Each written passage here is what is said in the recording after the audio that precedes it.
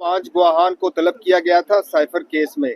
और दूसरा, आपने यहाँ पे समाज से पहले मौक़िफ़ पेश किया था कि हाई कोर्ट का जो तहरीरी हुक्म है उसके आने से कबल समाअत ना की जाए और इसको मजीद आगे ना बढ़ाया जाए। आपके मौक़िफ़ का क्या बना और जो गवाहान थे उनके बयानात कलम बंद हुए? देखिए, आज की प्रोसीडिंग से पहले सबसे पहले तो मैं कुछ कहना चाहूँगा कि इस्लामाबाद हाई कोर्ट की जानिब से आज तकरीबन 11 दिन के इंतज़ार के बाद आज 2 फैसले आए। इमरान खान साहब की क्वॉशिंग ऑफ FIR की दरख्वास्त मुस्तरद कर दी गई। इमरान खान साहब की जानिब से पोस्ट अरेस्ट बेल एप्लीकेशन जो फाइल थी उसको भी आज डिसमिस कर दिया गया। तो सबसे पहले तो इस पर हमें बहुत हैरत है कि ये केस ना तो ये ज़मानत मुस्तरद होनी चाहिए थी, ये बेल का केस था और ये FIR सिरे से बनती नहीं है, ना इसका इतलाक होता है। मगर अब तमाम चीज़ें आप देख रही हैं कि तैयार हो रही हैं सुप्रीम कोर्ट ऑफ पाकिस्तान के लिए।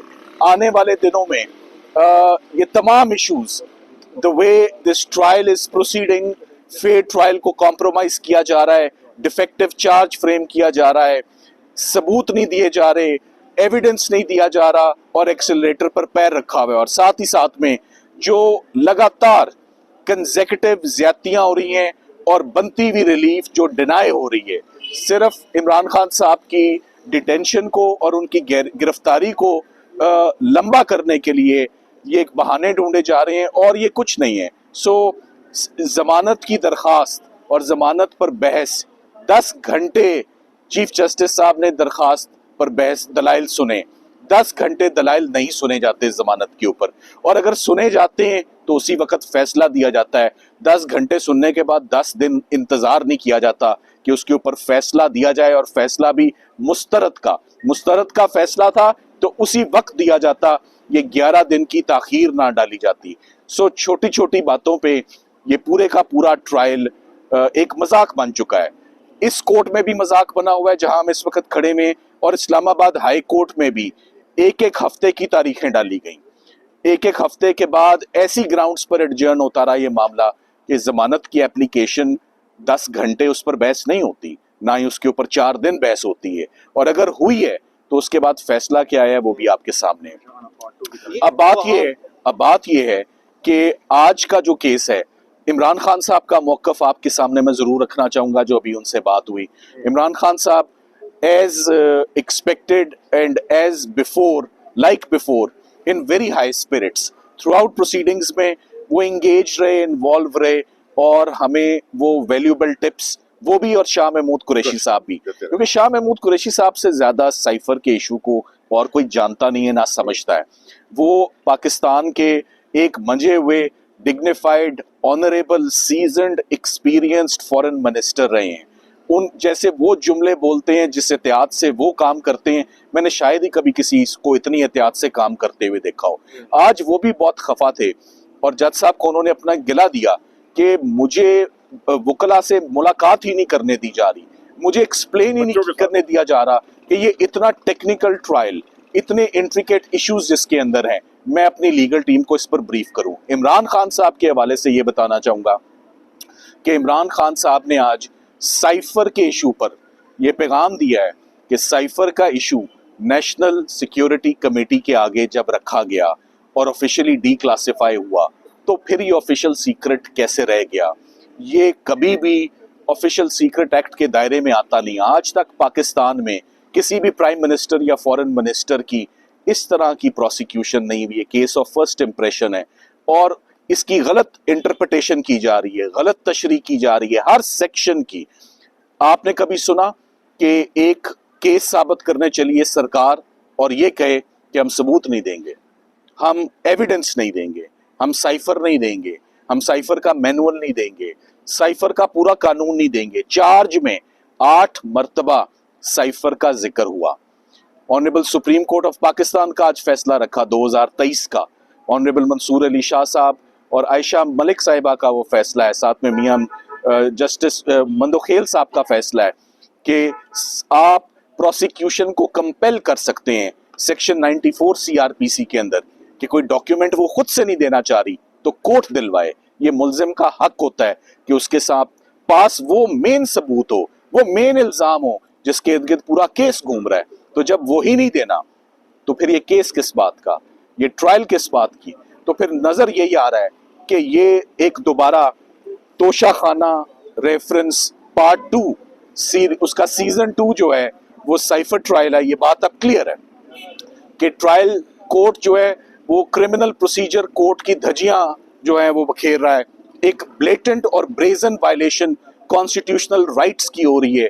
ये फेयर ट्रायल नहीं है, ये फेयर प्रोसीडिंग्स नहीं है, ये ओपन ट्रायल नहीं है, ये रेगुलर कोर्ट में नहीं है, ये बंद कमरे के अंदर है और ये तमाम फेयरनेस के तकाजों को कॉम्प्रोमाइज करता हुआ बड़ी तेजी से, बड़ी स्विफ्टनेस से, बड़ी हेस्ट में, बड़ी जल्दबाजी में, बड़ी उजलत में तमाम फेयर ट्रायल के तकाजों को और डिमांड्स को कॉम्प्रोमाइज करता हुआ ये आगे बढ़ रहा है बड़ी तेजी से।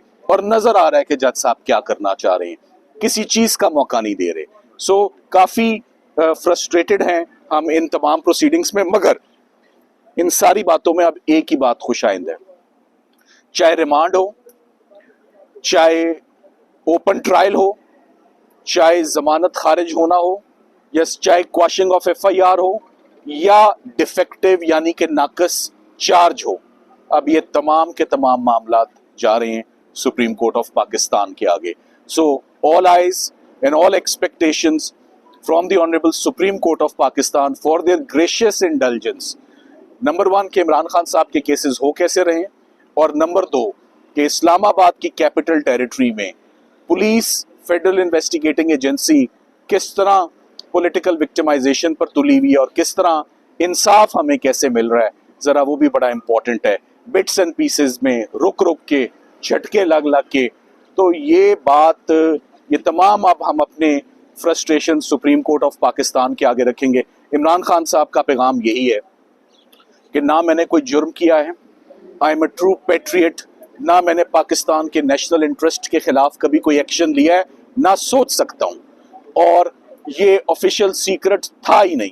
ये पाकिस्तान के अंदरूनी मामलात के साथ मुदाखलत थी, ये पाकिस्तान की पॉलिटिक्स के साथ मुदाखलत थी। ये इमरान खान साहब को सियासत से बाहर निकालने के लिए एक पैगाम था, फॉरेन इंटरफेरेंस थी, जिसे ऑफिशियली डीमार्च किया जाता है। शहबाज शरीफ साहब की गवर्नमेंट आती है और वो साइफर के ऊपर 169 डेज रहते हैं, साइफर भी उनके पास रहता है।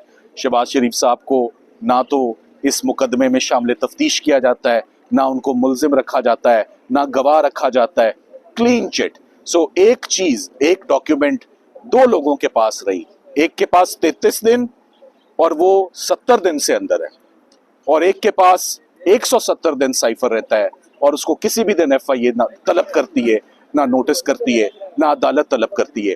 सो वंस अगेन मैं यही कहूँगा, इमरान खान साहब की आज जमानत डिसमिस होना और इमरान खान साहब की क्वेश्चन ऑफ FIR पे रिट पिटिशन खारिज होना, हम बिल्कुल हैरान नहीं हैं, बिल्कुल हैरान नहीं हैं। मगर तमाम तवक्कुआत, तमाम उम्मीदें, तमाम expectations supreme court of Pakistan से। Thank you very much. नहीं, ये कि इमरान खान साहब ने और शाह महमूद कुरैशी साहब ने जो पैगाम दिया है वो ये है, वो कहते हैं मैं सेहतमंद हूँ और अल्लाह ने उनको सेहत दी है, और पूरी कौम के लिए उन्होंने कहा है कि आप तैयार रहें, इंशाल्लाह बहुत जल्द आके मैं इन हालात का मैं मुकाबला कर रहा हूँ, परेशान ना हो। पूरी कौम को एक मैसेज दिया है कि मैं बिल्कुल ठीक हूँ, आप परेशान ना हो, और आप मुल्क के लिए पूरी कौम तैयार हो जाए, और इंशाल्लाह बहुत जल्द वक्त आ रहा है इंशाल्लाह। दूसरी बात, इंसाफ हमेशा होता देखते आए हैं, इंसाफ बिकता हुआ नजर नहीं आया। आज अब जो इस केस में हो रहा है, इंसाफ बिकता हुआ नजर आ रहा है। कल हाई कोर्ट में एक इश्तिहारी मुजरम को उसकी अपील भी डिसमिस हो गई, बहाल हो गई, उसको जमानत भी दे दी, एक इश्तिहारी वज़ीर आज़म को। दूसरी तरफ वज़ीर आज़म अंदर पड़ा, उसकी बात सुनने के लिए तैयार नहीं। दूसरा मैसेज आज वाज़ेह तौर पे शाह महमूद कुरैशी साहब और इमरान खान ने दे दिया है कि मेरा आमिर फारूक के पास केस ना सुनवाया जाए, मुझे उस पर कोई इत्मीनान नहीं। लिहाजा अब कोई भी पिटीशन हाई कोर्ट जाएगी, हम अभी से मैसेज दे रहे हैं आमिर फारूक साहब चीफ जस्टिस को कि आप इमरान खान के केस की कोई पिटीशन आप खुद ना सुने, और जज भी हैं उनके पास भेजें। Thank you very much.